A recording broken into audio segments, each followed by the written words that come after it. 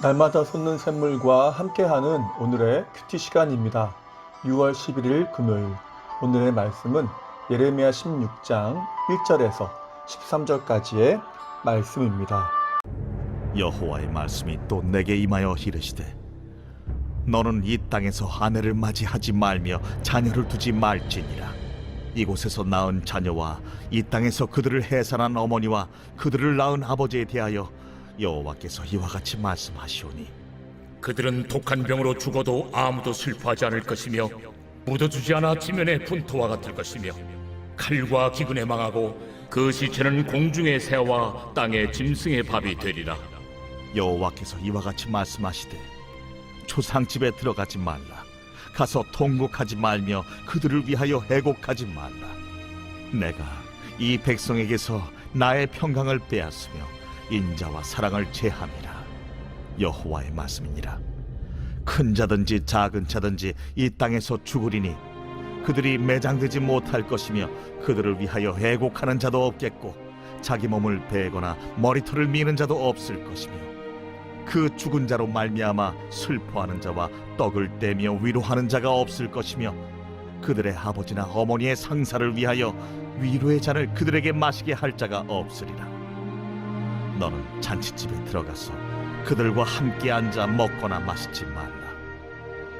만군의 여호와 이스라엘의 하나님께서 이와 같이 말씀하시니라. 보라, 기뻐하는 소리와 즐거워하는 소리와 신랑의 소리와 신부의 소리를 내가 네 목전 네 시대에 이곳에서 끊어지게 하리라. 내가 이 모든 말로 백성에게 말할 때에 그들이 내게 묻기를 여호와께서 우리에게 이 모든 큰 재앙을 선포하심은 어찌 됨이며 우리의 죄악은 무엇이며 우리가 우리 하나님 여호와께 범한 죄는 무엇이냐 하거든 너는 그들에게 대답하기를 여호와께서 말씀하시되 너희 조상들이 나를 버리고 다른 신들을 따라서 그들을 섬기며 그들에게 절하고 나를 버려 내 율법을 지키지 아니하였음이라. 너희가 너희 조상들보다 더욱 악을 행하였도다.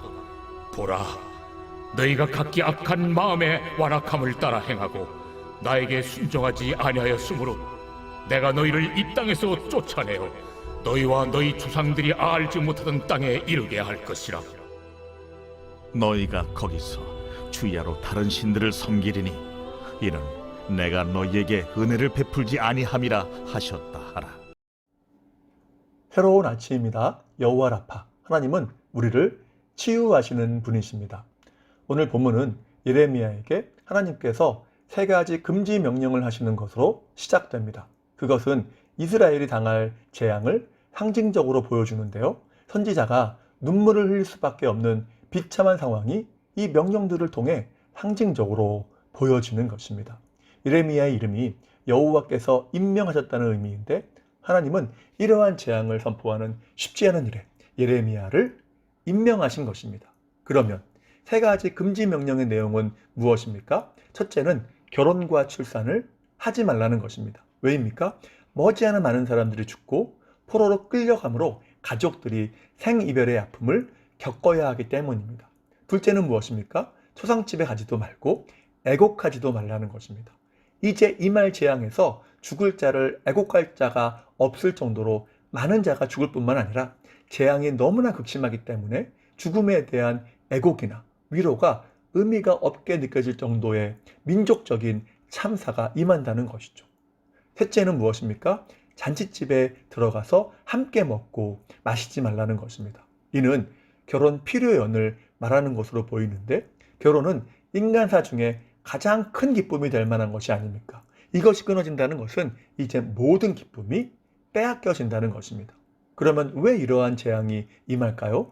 그것은 백성들의 불신앙 때문입니다.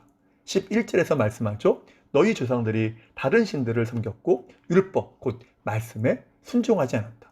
불신앙이 재앙을 불렀다는 것입니다. 그런 면에서 말씀은 은혜이기도 하지만 두려운 것이기도 하죠. 왜냐하면 본문에 언급된 재앙이 이미 주신 말씀이 성취되는 것이기 때문입니다.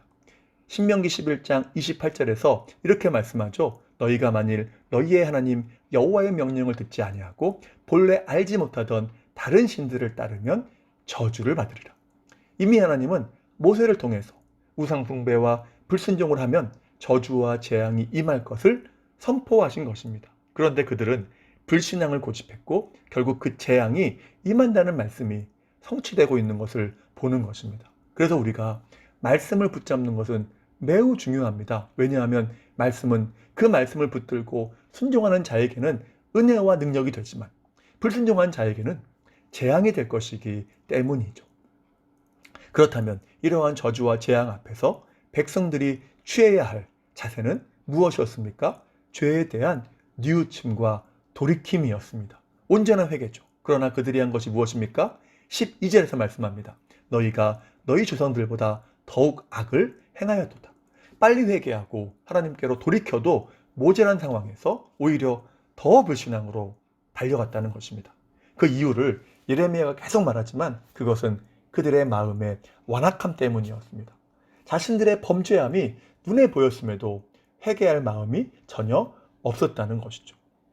이들이 회개할 마음이 없었음을 분명히 보여주는 것이 10절 말씀 아닙니까? 백성들이 이렇게 말하죠. 하나님은 왜 이 큰 재앙을 선포하며 우리들의 죄악은 무엇이며 우리들이 하나님께 범한 죄는 무엇입니까? 이 질문이 정말 궁금해서 하는 것일까요? 그렇지 않습니다. 이는 자신들의 죄를 인정하기 싫다는 것이며 또 하나는 임하는 재앙에 대한 하나의 항의 표시였던 것입니다. 그렇습니다. 누구나 자신의 잘못과 죄를 인정하는 것이 쉽지 않다는 것이 인지상정이겠죠. 내가 뭘 잘못했는데 이렇게 되는 경우가 많다는 것입니다. 그래서 에스겔서 20장 3절에서 이렇게 말씀하죠. 나의 목숨을 걸고 맹세하거니와 너희가 내게 묻기를 내가 용납하지 아니하리라. 하나님께서 바벨론으로 끌려간 이스라엘 장로들에게 그리고 백성들에게 질문하지 말라고 말씀하시는 것입니다. 왜입니까? 몰라서 묻는 것이 아니라 그 질문이 자신들의 잘못을 인정하기 싫어서 하는 것이었기 때문이죠. 우리의 잘못이 무엇입니까? 반문하는 것입니다. 그리고 그들의 마음속에는 바벨론까지 끌려온 것이 자신들의 잘못이 아니라 조상들의 범죄 때문이라는 생각이 있었다는 것이죠. 우리 옛말에도 잘 되면 내 탓, 안 되면 조상 탓이라고 하지 않습니까? 그들의 마음이 그러했다는 것입니다. 그러니 회개할 수가 없었다는 것이죠. 이에 하나님은 묻지 말고 너희들의 죄악을 인정하라 그렇게 말씀하시는 것입니다. 그래야 회개도 가능하기 때문이죠. 출애굽기 32장을 보면 본문 말씀처럼 이스라엘 백성들이 다른 신을 만드는 장면이 나옵니다. 송아지 우상이죠. 이스라엘 백성들의 불신앙의 한 단면입니다. 이를 보시고 하나님은 너무나 진노하시지 않습니까? 그리고 하나님은 출애굽기 33장에서 모세에게 백성들을 인도하여 가나안 땅으로 들어가라고 하시면서 하나님은 함께 가지 않으신다고 말씀하시죠. 그때 모세의 고백이 무엇입니까? 하나님이 우리와 함께 가지 않으시면 우리도 가지 않겠습니다 라는 것이었습니다. 무슨 말입니까? 아무리 좋은 곳이라도 주님이 안 계시다면 저는 안 갑니다. 이것이죠. 다시 말해서 하나님이 없는 행복과 안전과 성공과 승리는 저는 필요 없습니다. 저는 주님이 필요합니다 라는 고백이죠. 왜입니까? 예레미야 2장 13절 말씀처럼 하나님이 생수의 근원, 곧 모든 것의 근원이시기 때문입니다. 그래서 우리에게 필요한 고백도 저는 주님이 필요합니다 라는 고백이라는 것이죠. 하나님만 사모하는 것입니다. 그러나 안타깝게도 유다 백성들은 불신앙을 계속해서 고집했다는 것입니다.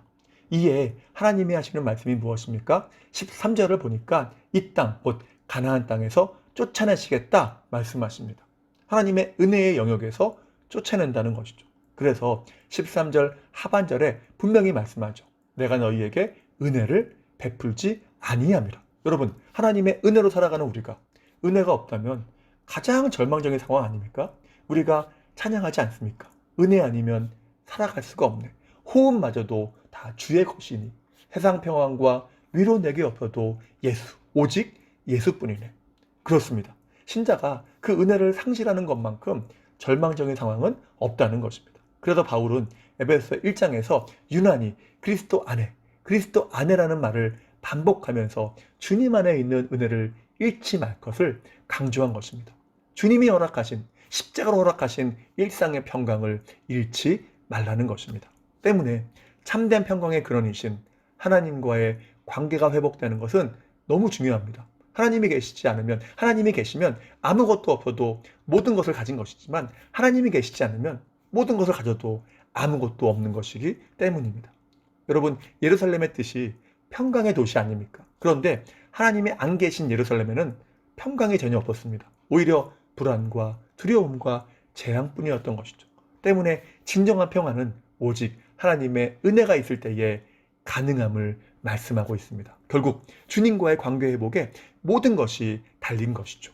그러므로 주님만을 소망하며 섬기는 삶이 되어지고, 혹시 주님과의 관계가 깨어진 것이 있다면 회개하고 돌이킴으로 우리에게 주신 평강과 평안을 잃지 않고 누리되 영원히 누리시는 복된 삶 되시기를 주님의 이름으로 축복합니다. 기도하겠습니다. 사랑과 은혜가 충만하신 하나님 감사합니다.